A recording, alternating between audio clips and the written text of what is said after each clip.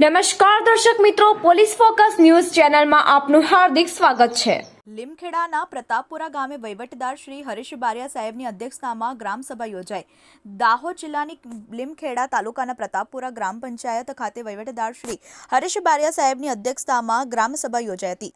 આ ગ્રામસભામાં તલાટી કમ મંત્રી જયાબેન, વિસ્તરણ અધિકારી કુસુમબેન, પૂર્વ સરપંચ પત્રકાર શ્રી અભયસિંહ રાવલ, દીપક રાવલ, ગ્રામજનો, પીએચસી સેન્ટરના અમીબેન, દલપતભાઈ પટેલ, આંગણવાડીની બહેનો અને ગ્રામજનો ઉપસ્થિત રહ્યા હતા। ગ્રામજનોએ જુસ્સાદાર શૈલીમાં વિવિધ પ્રશ્નોની રજૂઆત કરી હતી।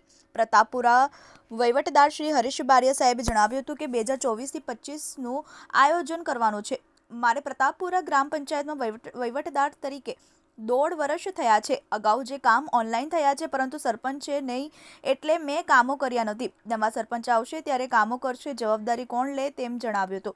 વહીવટદાર શ્રી જૂના ઓનલાઈન કામો વાંચી બતાવતા ગ્રામજનોએ વહીવટદાર શ્રીને ઓનલાઈન થયેલા જૂના કામો કરવા માટે અપીલ કરી હતી। 2024 થી 2025માં નવા ઠરાવ કરવામાં આવ્યા હતા, જેવા કે હેડ પંપ, આરસીસી રોડ, સ્મશાન ઘર, શૌચાલય જેવા કામોના ઠરાવ કરવામાં આવ્યા હતા। લીમખેડાના પ્રતાપપુરા ગ્રામ પંચાયતની ગ્રામસભા શાંતિપૂર્ણ માહોલમાં યોજાઈ હતી।